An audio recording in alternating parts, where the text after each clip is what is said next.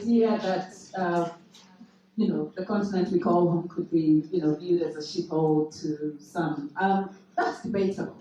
And I wouldn't even say that it was wrong or right, but there is an onus on us to present our story the way we know it. So, Bill, your view, the shithole comment.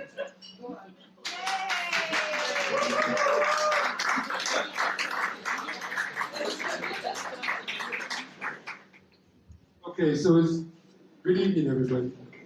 Is there anybody here, anybody else here that voted for Trump? Nobody? There's no registered American voters here? I'm a registered voter. Did you vote for Trump? Yes. So I just asked you if there was anybody here who voted for Trump. And I said no. Oh, you didn't vote for Trump? I did not. So nobody here that could have voted for Trump? Could have. You voted? You could have voted for Trump. Oh, you could have, but you didn't. No, I voted. African. I did not vote for him. Loser. Okay, the next thing you are going to tell us is slowly walk us through your journey from when you got here and what your experiences have been, what developments you have seen, and where we could still improve as we go ahead. I came here in November of 1988 as the commercial director for General Motors Kenya, it was called at that time. It was a parastatal. General Motors had 49%. The Kenyan government had 51%. And my first job as the commercial director was to convince the Kenyan government that it should no longer be a parastatal. Another company called CMC, Cooper Motor Company, they had Volkswagen and Ford and a bunch of other brands. They wanted me to come and work for them, so I went to work for them and found out that they didn't want me to sell cars, but they wanted me to find out which directors were stealing from the company. So I got through that, and then I did a couple years at KK Security, where I started the oil and gas division. But I'm also the chairman of East Africa Portland Cement. Anybody heard of that? Blue Triangle? Yeah. So then we get to some of the topics for tonight, and one of them is since you're in touch with the powers that be, key government priorities and how we can access business with those key government priorities, especially for SMEs, and how to leverage or benefit from. Those of you who have been paying attention for the last 2 weeks, can anybody here name Uhuru's Big Four? Huh? Low-cost housing, manufacturing, universal health care, and food security. Very good. So I think that if you want to have a leg up on what's going on for the next 5 years, and you're an entrepreneur and you have a choice, and this is also in my notes, so I'm a little out of my order here. I think agriculture value addition is the only thing people should invest in.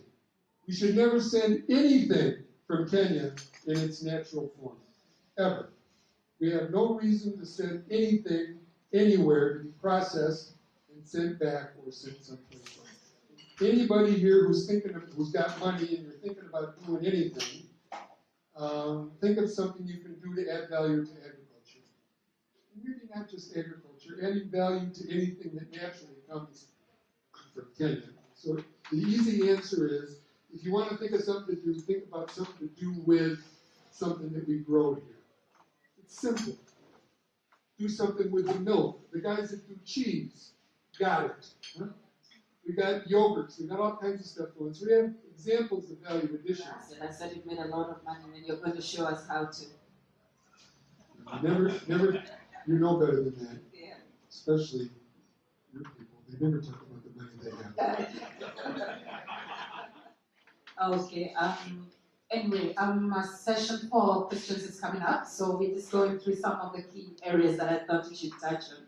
And the next one, we've heard a lot about the East African community and collaborating and doing business together and maximizing on our relationship at the borders. And it still takes forever to get through. And I don't believe that we are doing the best that we could. What's your view on that? Right now, between Uganda and Kenya, there are 21 line items in their customs structure that Uganda wants taxed, Kenya wants duty-free. There's another 20 of them between Tanzania and Uganda. The East African Legislative Assembly that we just spent zillions of shillings on trying to decide who would be the 9 Kenyans who would represent us. Those guys are all in place now, being paid allowances, this, that, and they form the committees, and they're going to have the same agenda that they had 20 years ago. 20 years ago. Ambassador Mathurwa, the former head of the cabinet secretary, he was the first director general of the East African community. And if you talk to him about it, he's even less positive about how things have turned out. So it's a nice concept, but it's not a natural customs union objective. You can't have East African community unless you have a common objective. Okay, thanks, Bill. And before we open it up for questions, banks are not really lending anymore. I know they say funding is cheaper, but the argument with banks is that if you're going to incur the same amount of risk for a lot less interest, what's the point of lending? And small businesses rely on that for their cash flow. So I know I'm putting you on the spot here, but we have to think outside that box in terms of getting affordable funding. I think that this whole issue of capping interest rates Yeah. causing so much terrible news in Kenya, I don't think it's really that. They weren't loaning money to SMEs before the interest rate caps. Okay, So the SME thing, I think it's a slightly separate issue than big companies who need to borrow money. But I would say that before Chase and Imperial, yeah, I brought that up. All right. Before Chase and Imperial That's went under, their focus was actually SMEs. Yeah. So now that's gone, and on top of that, I had a note in my notes because I figured somebody would. I'm not a banker. I've done a lot of business with banks, but these days, what I tell people, especially if they're entrepreneurs or if they have small companies, don't borrow money. Go find another partner. Find an investor. Find somebody who's got money already, who doesn't want to rip you off for the money that they give you and ruin your life over it. The answer to the bank interest, no money to loan problem, I think there's 2 things to it. Number one, I think when the government, if you haven't been paying attention, Kenyan government's having a little financial strain these days. We're about $1 trillion shillings different between our expenditure budget and what KRA is going to collect this year. Trillion shillings. So I think that Kenya goes in the market to borrow money. That disrupts things anyway. And it's not like they're asking for a little money. They're looking for a lot of money.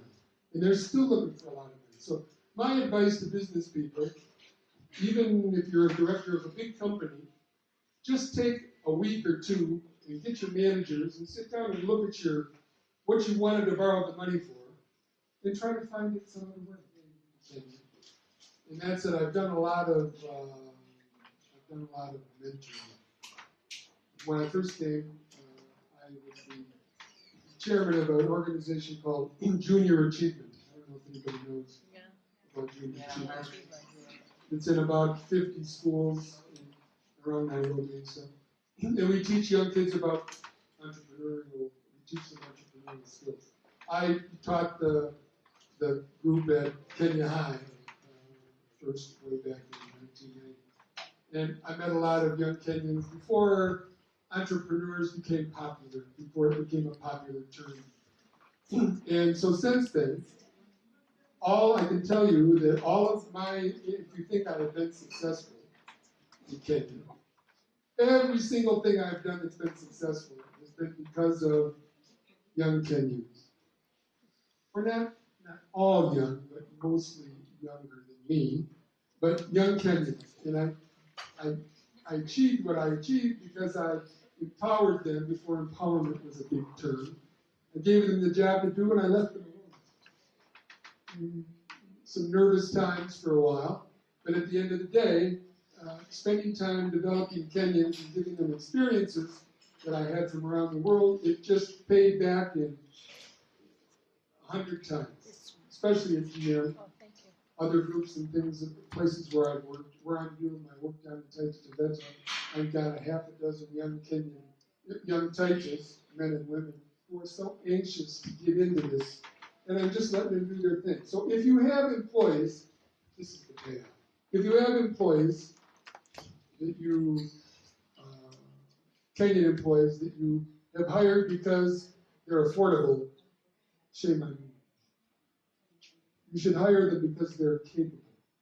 If you can get them cheap, that's good for you at the beginning.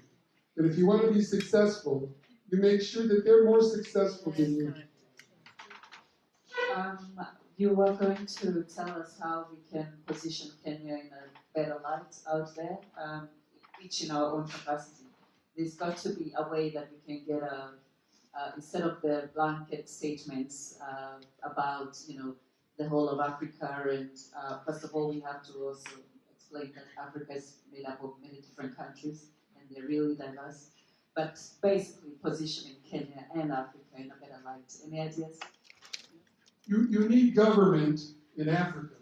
You need government to it's like parastatal. If you look parastatal up in the dictionary, it usually means an organization that seeds a new idea, starts a new sector.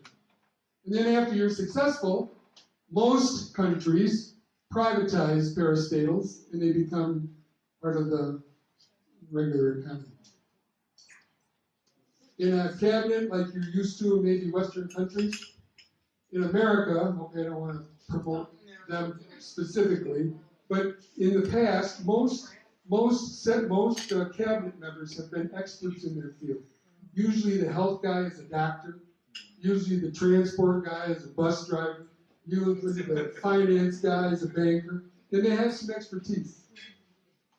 Until you can see a cabinet put together where you have people who are experts instead of political appointees, you're probably not going to get the leadership you need. And I think that's where we're stuck. Go ahead. Yeah, this is regarding leadership. I'm coming from Ukraine and I spent there much more time than in Kenya. But I always had this question, where do you start with leadership? Like, I have so many people, young people mostly, that are interested to change that, and then work really hard to change that, and we go in circle and circle and circle, and I'm like, okay, so what's the starting point? How do we get those people into the strength, like the positions where they can make the change? Decision makers. I'm listening to Fred Google telling me about how things were 40 years ago. Now, he's not in government anymore, but he's just out. So until you get the last of those guys out of government, there's always going to be an anchor that's holding back somebody up there who believes that change is good for Kenya. And unfortunately, right now, we have people who only care about their own welfare at every level, except maybe, I'm pretty sure who doesn't worry about his own personal finances or his own personal safety. But most of the people below him have to keep things the way they are to keep things the way they are. Right? And I think leadership is also going to take us a while.